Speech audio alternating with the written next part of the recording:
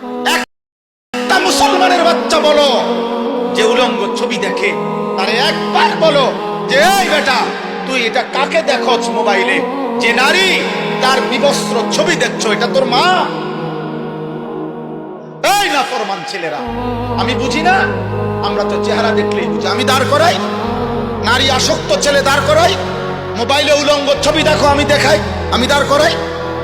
বেনামাজি এক ওয়াক্ত সেজদা দাও নাই, আমি এখন দাঁড় করাই।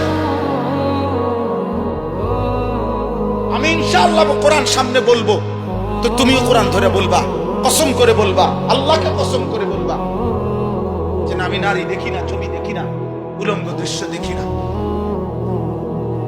বলো, এই তোমার মা? যাকে দেখো সে তোর মা বেটা, তোমার বোন, তোমার মেয়ে, তোমার ফুফু, তোমার খালা? এই অসভ্য! তো যাকে দেখো সেও তো কারো মা। তুমি কি চাও তোমার মাকে কেউ উলঙ্গ দেখো? কথা বলেন, একটা ছেলে বলো, বলো বাপ, বলো, বলতে হবে আজকে।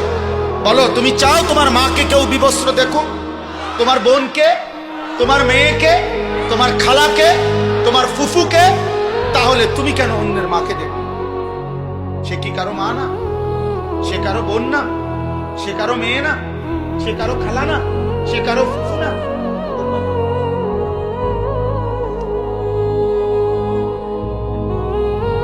তোমার রক্তে ইনসান নাই? তুমি মানুষ না? তুমি পশু? আল্লাহর নবী সাল্লাল্লাহু আলাইহি সাল্লাম এই কথা বলছেন।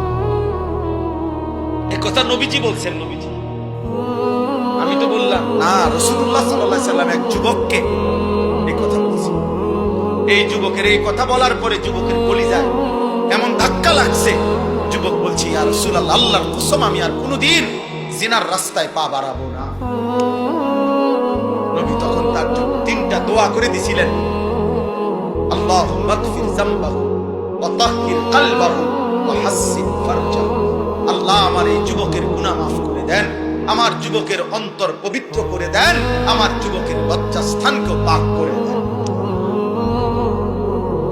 আজ দোয়া করলাম, যদি কোনো যুবক সিদ্ধান্ত নাও এই মাহফিলে বসে আমি আর নারীদের কোনো ছবি দেখব না, আব্বা চাহিদা পূরণ হবে না। তোমার বাবা দাদা পূর্বপুরুষ বিবাহের মাধ্যমে এইভাবে আসছে, তুমি এক বিবাহিত মায়ের সন্তান। আরে বেটা, তোমরা যারা অস্থির ছবি আর নারী উলঙ্গ নাচ গান দেখো, তো তুমি তার থেকে কি চাও? সুযোগ পাইলে তুমি তা করতা, এই তো। তাহলে সুযোগ পাইলে জিনা করতা। এই নারী যদি তোমার কাছে একাকিত্বে আসতো তো কি করতা? ব্যভিচার করতা তার সাথে। তাহলে ব্যভিচারের কারণে যদি সন্তান হতো, তার পরিচয় কি?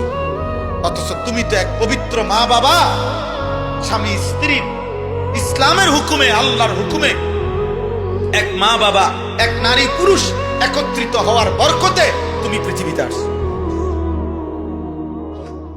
তুমি তো এক পবিত্র মা বাবার পবিত্র সন্তান, তো তুমি কেন অপবিত্র কামনা করো? এর দ্বারা কি তুমি তোমার মাকে অপমান করো না? এর দ্বারা কি তুমি তোমার বোনকে অপমান করো না? এর দ্বারা তুমি কি তোমার মেয়েকে অপমান করো না? আমি অনুরোধ করব, আফসোস করতে হবে বাবা, দুনিয়াতেও আখিরাতে।